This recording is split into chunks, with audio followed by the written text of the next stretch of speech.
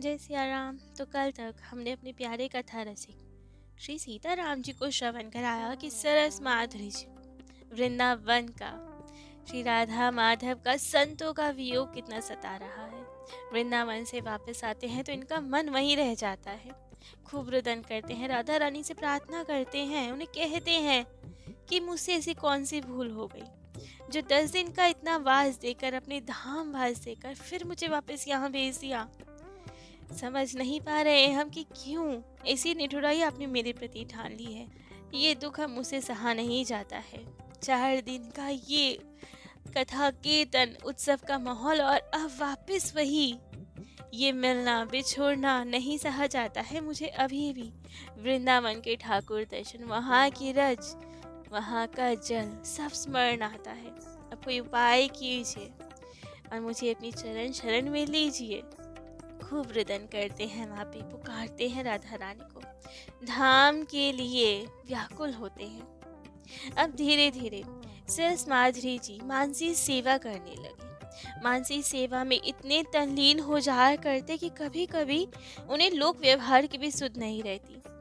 एक समय के बाद तो उन्हें कचहरी जाना था मुकदमे की पैरवी करने। समय हो गया था कचहरी का, मुकदमे के लिए पुकार भी लग चुकी थी, लेकिन सरस माधुरी शरण जी की मानसी सेवा पूरी नहीं हुई थी। मुकदमे के बाद तो बिल्कुल भूल चुके थे, मन से वहीं वृंदावन की कुंज गलियों में विहार कर रहे थे, ठाकुर जी के दर्शन कर रहे थे, संतों का संग कर रहे थे मानसी सेवा में। तो अब मानसी सेवा पूरी हुई नहीं और मुकदमा भूल गए। लेकिन जैसी ही सेवा पूरी हुई उन्हें अचानक याद आया कि अरे आज तो कचहरी जाना था। भागे भागे गए कचहरी, लेकिन तब तक मुकदमा हो चुका था। उनका मुवक्किल कचहरी से बाहर घूम रहा था उन्हें खोजने के लिए। आप जैसे ही ने देखा अपना क्लाइंट, अरे ये तो बड़े शर्मिंदा हुए कि हम आ नहीं पाए और मुकदमा हो गया, जाने क्या हुआ होगा। लेकिन वे तो बड़ा प्रसन्न था, इन्हें धन्यवाद देने के लिए खोज रहा था। अब जैसे ही इन्हें देखा तो दौड़ा हुआ इनके पास आया, कहा पंडित जी आपको अनेकों अनेकों धन्यवाद, आज आपने बड़ी जोरदार पैरवी की, वरना तो मैं ये मुकदमा जीत ही नहीं सकता था। सरस माधुरी शरण जी सुन के अवाक रह गई कि ये क्या कह रहा है। देखते ही रह गई उसकी ओर। उसने कहा कि आप ऐसा क्यों देख रहे हैं, जैसे कुछ जानते ही नहीं हो। आज तो आपने कमाल कर दिया, हमारा हारा हुआ मुकदमा भी हमें जितवा दिया। लेकिन जब इतना सुना तो सरस माधुरी शरण जी को समझ से देर नहीं लगी। जान गए कि हम मानसी सेवा में ऐसे खोए हुए थे जिसके कारण ठाकुर जी को यहाँ आना पड़ा और हमारे स्थान पर खड़ा होकर मुकदमा लड़ना पड़ा। अब ये सोचकर तो विह्वल हो गए, नेत्रों से अश्रु होने लगे। छुपाने की कोशिश की, जब आभास हुआ कि नहीं किसी को बताना नहीं है ये, लेकिन ठाकुर जी जब तक ना चाहे तो कोई कैसे ही छुपा ले। तो ठाकुर जी को तो प्रकाश में लाना ही था। उन्होंने तो कहा नहीं भाई ऐसा कुछ नहीं है, हम इसलिए हैरान हो गए कि आप हमें धन्यवाद क्यों दे रहे हैं, हार जी तो ठाकुर इच्छा से होती है, तुम्हारे ऊपर ठाकुर जी की कृपा है, इसमें मेरा क्या है। लेकिन ठाकुर जी प्रकाश में लाना चाहते थे और ये बात चारों ओर फैल गई कि नहीं, ये तो वो सरस माधुरी जी तो अपने स्थान पर थे, मानसी सेवा में थे, तो यहाँ कौन आया, यहाँ ठाकुर जी आए। सब और अब इनकी जय जयकार हो गई, ठाकुर जी की जय जयकार हो गई। और ये बात प्रकाश में आई तो अब इनसे तो वापस वकालत करना भारी हो गया। इन्होंने अब वकालत ही छोड़ दी कि हमारे कारण ठाकुर जी को कष्ट उठाना पड़ गया, ऐसी नौकरी का ही क्या करना, और आकाश वृत्ति से रहने लगे। पर अतिथि अभ्यागतों साधु संतों की सेवा अपने आप को कष्ट देकर भी हर तरह से करते, और यदि साधु सेवा के पश्चात भी कुछ धन आदि इन पे बच जाता तो उन्हें उस धन को सुखमणि जी और श्याम चरण दास जी की जयंती उत्सव में खर्च कर देते, सब लुटा देते। कोई भी विशेष स्थिति उत्पन्न हो जाए जिससे ठाकुर जी की सेवा में बाधा पड़ती हो तो स्वयं ठाकुर जी इनके योगक्षेम का वहन किया करते थे। उस समय इनकी पत्नी के भाई, इनके साले रूप नारायण जी और उनकी पत्नी गंगाबाई जी इनके पास रहते थे, ठाकुर सेवा करते थे, अतिथि संतों की सेवा किया करते थे। तो एक समय की बात रूप नारायण जी इनके पास आए और कहा ठाकुर सेवा के लिए आज तो घर में कुछ भी नहीं है, केवल 2 रुपए बचे हैं, अब इससे कैसे होगा। इन्होंने कहा तुम चिंता ना करो, ठाकुर जी अपनी सेवा, संतों की सेवा की व्यवस्था अपने आप करेंगे, हमें क्यों सोचना। तभी एक ब्रिजवासी आया और इनकी इच्छा हो गई अब ब्रिजवासी की सेवा करने की, ब्रिजवासी से तो अनंत प्रेम। तो अब 2 रुपए जो थे वो भी ब्रिजवासी को दे दिए। अब तो कानी कौड़ी भी इनके पास नहीं बची। अब तो रूप नारायण जी को बड़ी चिंता हुई कि अब क्या होगा, अब तो एक कौड़ी भी नहीं है हम पे। पर थोड़ी देर में ही चिंता मिट गई। एक आदमी आया और 50 रुपए सरस माधुरी जी को बेट करते हुए बोला, पंडित जी ये लीजिए आपका मेहनताना, क्षमा कीजिएगा बहुत विलम्ब हो गया, मैं तो बिल्कुल भूल ही गया था। अब सरस माधुरी जी कहें कैसा मेहनताना, कौन सा मेहनताना। वो कह रहा अच्छा लगता है आप भी भूल गए, बहुत समय हो गया, आपने मेरे लिए एक मुकदमा जीता था, उसी का मेहनताना है ये। जबकि सरस माधुरी शरण जी ने तो उस आदमी को कभी देखा भी नहीं था। सोच में पड़ गए कि क्या है कौन है, हमें तो कुछ याद ही नहीं। मन में अनेक अनेक संकल्प विकल्प उठने लगे। बार बार उसकी ओर देखे और सोचे कि जाने कौन है ये, कब लड़ा इसके लिए मुकदमा। फिर भी जाने क्या सोचकर उसको प्रसाद देने के लिए भीतर गए, प्रसाद लेने। लेकिन जैसे ही बाहर आए तो देखा वो व्यक्ति ही नहीं था, कहीं नहीं मिला। अब तो आपको समझते देर न लगी कि किसकी लीला है, कौन धन दे गया। उसी समय अब रूप नारायण जी को बुलाया आपने और कहा लो ठाकुर जी ने व्यवस्था कर दी है, ले लो ये 50 रुपए और ठाकुर सेवा करो। सरस माधुरी जी संसार से अब थोड़े विरक्त और होते जा रहे थे, अपना जीवन यापन ठाकुर जी के भरोसे ही करते जा रहे थे। एक समय के बाद उनके बड़े पुत्र गोविंद जी जब 12 साल के थे, उनका देहांत हो गया। ये उनके अंतिम संस्कार के लिए गए। लेकिन उसी समय लौटते वक्त एक सत्संगी आ गए। वे ठाकुर जी से संबंधित एक कविता रच के इन्हें सुनाने लगे। सत्संगी को पता नहीं था कि अभी अभी ये अपने पुत्र का दाह संस्कार करके आए हैं। कविता सुनाने लगे वे और सरस माधुरी शरण जी बड़े प्रेम से कविता सुनने लगे। उसके बाद भगवत चर्चा में दोनों डूब गए। खूब देर तक सत्संग हुआ। जब सत्संगी जाने को हुए उसी समय मास्टर गंगा बख्श जी और हरि नारायण जी आए और बालक के पधार जाने पर शोक व्यक्त करने लगे। तब उन सत्संगियों को पता चला कि इनका धैर्य और वैराग्य कितनी उच्च स्थिति पे है, परंतु वे अपने आप को दोषी मानने लगे कि हमने असमय आकर कविता सुनाया, बड़ा कष्ट दिया आपको। लेकिन सरस माधुरी शरण जी ने कहा आपने तो इस समय पधार कर मेरे पे उपकार ही किया है।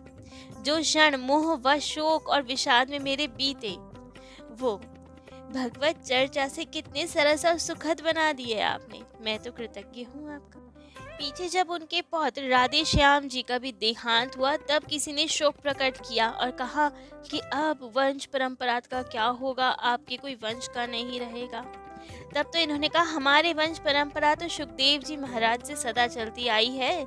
संसार तो अतिथि है, अतिथि की तरह आएंगे चले जाएंगे, क्या फर्क पड़ता है उससे कोई आया जाए। संसार अब सरस माधुरी शरण जी से बिल्कुल मानो छूट ही गया था। अब हर समय वे अलौकिक भाव राज्य में डूबे रहते थे। एक समय के बाद वृंदावन भाव समाधि में ऐसे डूबे, सुबह 9 बजे तक उन्हें कोई ज्ञान नहीं था भारी दुनिया का कि क्या हो रहा है क्या नहीं हो रहा। देर हो गई जब तक कोठारी ने दरवाजा बंद देखा और सोचा कि क्या हो रहा है, आज महाराज जी कैसे नहीं आए। तब अधिकारी ने दरवाजा खटखटाया तो वे चौंक के उठे, दरवाजा खोला, लेकिन पता नहीं किस भावावेश में थे। उसी समय शौच को चले गए, शौच से लौट कर आए, बिना हाथ मुंह धोए कोठरी में जा बैठे। जब अधिकारी ने बोला कि महाराज आप आए हैं, आपने स्नान आदि नहीं किया, हाथ मुंह नहीं धोया, तब बड़ा पश्चाताप हुआ। फिर आपने स्नान आदि किया। सरस माधुरी जी के भी भाव में एक बड़ा उछाल एक विशेष घटना के कारण आया, जो कि घटी थी संवत 1961 में। हुआ कुछ यूं था कि राधा अष्टमी आने वाली थी और उसमें आपने सोचा था कि अभिषेक के दर्शन करने बरसाना जाएंगे।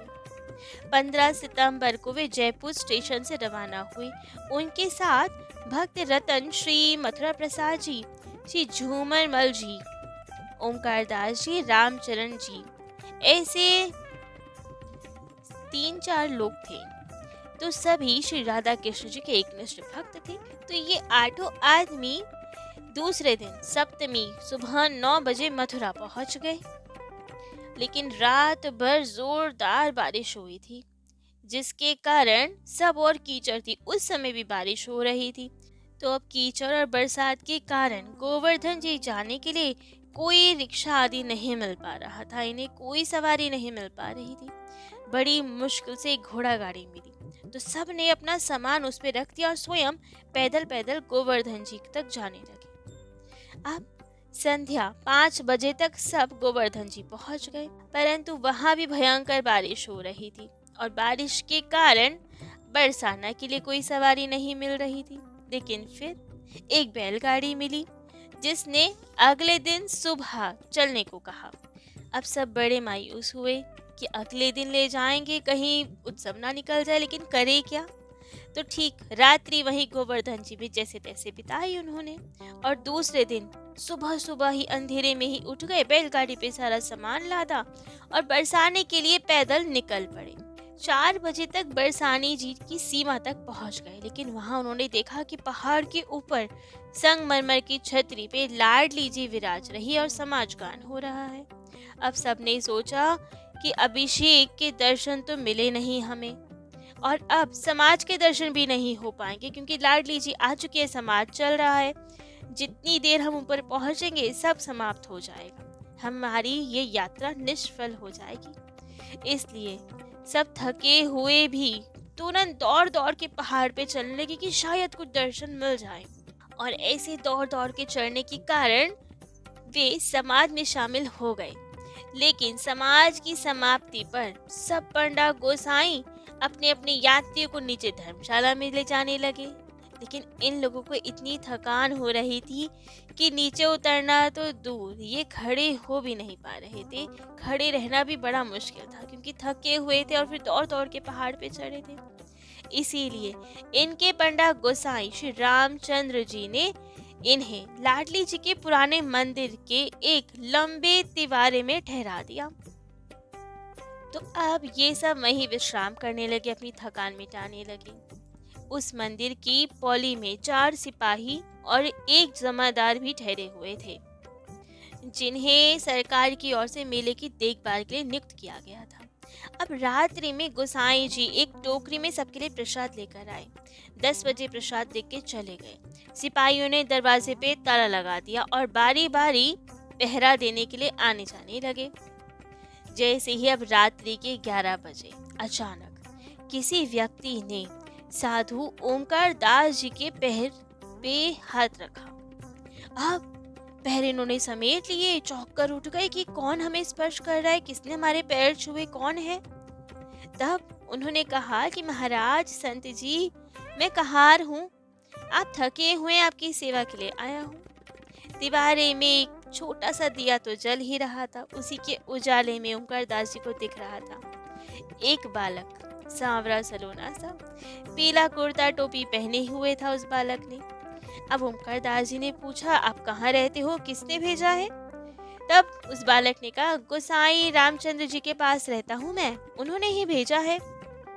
लेकिन ओमकार दास जी ने कहा, नहीं नहीं, तुम ब्रिजवासी हो, तुम हमारी सेवा करोगे कि हमें तुम्हारी सेवा करनी चाहिए, हम तुमसे सेवा नहीं ले सकते। और कहते हुए अब ओमकार दास जी उनके पैर छूना चाह रहे थे, उनके पैर दबाना चाहते थे, लेकिन उनको छिटक कर वो बालक दूर चला गया। ओमकार दास जी के पास में ही सोए थे सरस माधुरी शरण जी। अब वो बालक इनके पास आया और इनके पैर दबाने लगा। अब इन्होंने चौंक कर पूछा कि कौन? वो बोला, महाराज आपका सेवक कहार हूँ मैं, मेरा काम है यात्रियों की सेवा करना, मुझे गोसाई जी ने भेजा है। अब सरस माधुरी जी ने पूछा कि तुम्हारा नाम क्या है, क्या तुम्हें तनख्वाह मिलती है ये सब करने के लिए? तब उस बालक ने कहा, मेरा नाम भजीटा है, गोसाई रामचंद्र जी मुझे अन्न वस्त्र दे देते हैं, तनख्वाह तो ऐसी निश्चित नहीं है। अब सरस माधुरी शरण जी ने सोचा कि अरे वाह, ये तो बड़ी कृपा हुई आज। मैं सोच ही रहा था कि पैर इतने दुख रहे हैं, काश कोई आदमी होता तो मेरे पैर दबा देता। लाडली जी ने तो बड़ी कृपा करी, बड़ी दया दिखाई, इसको भेज दिया, बड़ी कृपावान है वे तो। अब खूब आनंद हो रहे कि आहा कैसी दया है उनकी, और कुछ नहीं बोल रहे थे। और अब भजीटा ने इनकी मालिश करना शुरू किया।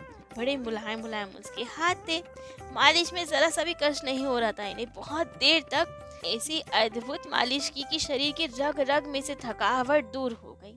सरस माधुरी जी ने कहा, तुम बहुत देर से परिश्रम कर रहे हो, सामने डलिया में प्रसाद रखा है, वो ले लो। लेकिन उस बालक ने कुछ स्वीकार नहीं किया। उसने कहा, मुझे लाडली जी बहुत प्रसाद देती हैं। और अब ये कहते सुनते सरस माधुरी जी को तो नींद आ गई, वे सो गए। और इसके बाद भजीटा गया मथुरा प्रसाद जी की मालिश करने। अब इनको स्पर्श किया तो वो भी चौंक कर उठे, वही सारे प्रश्न पूछे, कौन हो, किसने भेजा, क्या है। लेकिन इन भजीटा ने भी अपने सब उत्तर देके संतुष्ट किया और मालिश करता रहा। उनकी भी सब थकावट चली गई। और ऐसे धीरे धीरे भजीटा सब जितने लोग आए थे सबकी मालिश की, सबकी थकावट दूर भगा दी, सबको निंद्रा आ गई। दूसरे दिन 4 बजे सब सोकर उठे, सबका शरीर फूल सा हल्का, सब थकावट दूर, खूब आनंद में सब भजीटा की मालिश की बड़ी प्रशंसा करने लगे। सरस माधुरी शरण जी ने कहा, यदि वह मालिश नहीं करता तो मैं तो 3 दिन तक बिस्तर से हिल भी नहीं सकता था। उसको तो बुलाकर कुछ इनाम देना चाहिए। इतने में ही सब चर्चा कर ही रहे थे कि गोसाई जी आ गए, सबका कुशल क्षेम पूछने लगे। तब सरस माधुरी जी ने उन्हें दंडवत किया और कहा, गोसाई जी आपको तो अनेकों अनेकों धन्यवाद। आपने उस कहार को भेजकर बड़ा उपकार किया। उसने जो मालिश की क्या ही बताएं, शरीर में नई जान डाल दी। उसे बुला दीजिए एक बार और, उसको कुछ इनाम देना चाहते हैं हम। अब ये सुनकर गोसाई जी को तो कुछ समझ नहीं आया, अवाक खड़े रह गए। फिर बोले, अब क्या कह रहे हैं आप? मैंने तो किसी को नहीं भेजा, मेरे पास तो कोई कहार है ही नहीं। मेरे पास क्या, बरसाने भर में कोई कहार नहीं है। लेकिन ये सुन के तो सब बिगड़ गए। सबने कहा, वहाँ गोसाई जी, ये तो बढ़िया बात है। वो कहता है कि आपके पास रहता है, आप उसे अन्न वस्त्र देते हो, अतिथियों की सेवा करवाते हो, यही उसका काम है। उसे क्या पड़ी है भला झूठ बोलने की? और यदि वो आपका आदमी नहीं है तो हम में से एक को छोड़कर सबके पैर दबाए बिना कुछ लिए क्यों चला गया? अगर कोई अनजाना होता तो पैसे आदि कुछ तो लेके जाता, ऐसे कैसे हो गया? लेकिन गोसाई जी को भी तो अपने आप को सत्य सिद्ध करना था। उन्होंने उस समय सिपाहियों को बुलाया, कहा कि तुम ही बताओ, कल मेरे जाने के बाद क्या कोई यहाँ आया था? सिपाहियों ने कहा, ना कोई नहीं आया, ना कोई गया। आपके जाने के बाद तो हमने ताला लगा दिया था, और आपके आने के वक्त अभी आपके सामने ही तो ताला खोला है। अब गोसाई जी मुस्कुराए और कहा, अब देख लीजिए, आप लोगों को कोई भ्रम हुआ है, ताला लगा था, कोई आ ही नहीं सकता यहाँ पे। सरस माधुरी जी ने कहा, गोसाई जी, भ्रम नहीं है, मेरी तो उसने बहुत देर तक मालिश की है। मैं तो बीच बीच में सोच भी रहा था कि उसे मना करूं कि अब इतनी मालिश ना करे, बस करे, लेकिन इतना आराम मिल रहा था जैसा मुझे जीवन में कभी नहीं मिला। तो मैं उससे कुछ कह नहीं पाया, उसे रोक नहीं पाया, और उसकी मालिश करते करते ही मुझे नींद आ गई। और तभी उसने मालिश करना बंद किया जब मुझे नींद आई। और इसी बात को सबने दोहराया, सबने कहा कि नहीं, उसने तो अद्भुत मालिश की, बहुत देर तक सबकी मालिश की। अब जब ये सब सुना तो गोसाई जी के नेत्र सजल हो गए, अश्रुधारा बह गई। आप अपने आंसू पोंछते पोंछते उन्होंने कहा, आप लोग तो धन्य हैं, आप पर तो लाल जी की कृपा हुई है। ऐसी चमत्कारी लीला तो वे सदा करते ही आए हैं अपने भक्तों के साथ। अब जब ये सुना तो इस बात में तो संशय किसी को था ही नहीं कि ऐसा अद्भुत स्पर्श तो ठाकुर जी का ही हो सकता है। अब तो इस बात का आभास होते ही सबके नेत्र सचल हो गए, सबके नेत्र से अश्रुधल धार फूट पड़ी, सबको कंप होने लगा, रोमांच होने लगा। सब न जाने कैसे हो गए। अब तो किसी की भाव समाधि लग गई, कोई रोते रोते जमीन पे लोटपोट होने लगा, कोई हाँ राधा हाँ कृष्ण कह के चिल्लाने लगा। सब एक अद्भुत भाव समुद्र डूब गए। सबको अष्टमी के दिन ही दर्शन करके लौटना था वापस, लेकिन अब सब अपनी सुध बुध खोकर तेरस तक श्री लाडली जी के चरणों में ही पड़े रह गए। सबकी धारणा बन गई कि करुणामयी भक्त वत्सल श्री राधा रानी का हृदय द्रवित हो गया था। उनके दर्शनों के लिए जैसे हम भागते हुए पहाड़ पे चढ़ रहे थे। इससे अपने भक्तों का कष्ट उनसे नहीं देखा गया और उन्होंने ही लाल जी को भजीटा के स्वरूप में भेजा हमारी सेवा करवाने के लिए, क्योंकि उनका हृदय हमारे लिए बहुत द्रवित हो गया था। लेकिन जो भी हो, इस घटना के बाद अभूतपूर्व परिवर्तन आया सरस माधुरी जी के जीवन में और उन 8 व्यक्तियों के जीवन में। आप सबके भक्ति भाव बहुत बढ़ गए, जिसके कारण अभीष्ट सिद्धि भी देर नहीं लगी। सरस माधुरी जी जब भी अपने भक्तों को इस घटना का उल्लेख करते, उनकी भाव समाधि लग जाती। उन्होंने इस घटना पे 2 पदों की रचना भी की। वे लिखते हैं, बिहारी बरसाने छलकीनो, सोवत रात आए गयो लंपट, मन मेरो हर लीनो, पाए पलोटन लग्यो प्रेम सो, मेरे वह रंग भीनो, नाम भजीटो आपनो बतायो, बोल्यो बचन अधीनो, जात कहा जीविका सेवा, यो कह धोखा दीनो, सरकारी आज्ञा सो आयो, बोल्यो बचन नवीनो, मैं कही ब्यारू करो प्यारे, मुक नहीं मेघो चीनो, सरस माधुरी सटक गयो चट, मिलियो न फेर अवीनो। दूसरे में कहते हैं, प्रात उठ के मन में पछतानी, छलिया छल कर गयो सखी रे, यह निश्चर कर जानी, पूछे बरसाने के बासी, कही बतिया सुखदानी, यहाँ भजीटा रहत न को, ठग कर गयो गुमानी, खटक रही नटखट की करनी, हो रही प्रेम दीवानी, सरस माधुरी भुर की डारी, सुध बुध सकल भुलानी। तो ऐसे हमारे प्यारे ठाकुर जी अपने भक्तों की सेवा तक कर जाते हैं, लेकिन इस अद्भुत स्पर्श के बाद, ऐसे दर्शन के बाद क्या स्थिति रहती है सरस माधुरी जी की। हमने कहा ना, इससे उनके भाव में बड़ी वृद्धि हो गई, अभूतपूर्व परिवर्तन हो। क्या था वो परिवर्तन? क्या उनके हृदय को शीतलता मिली या विरह और बढ़ गया? ये सब हम अपने प्यारे कथा रसिक श्री सीताराम जी को कल श्रवण कराएंगे। आज के लिए इतना ही। जय जय श्री सीताराम।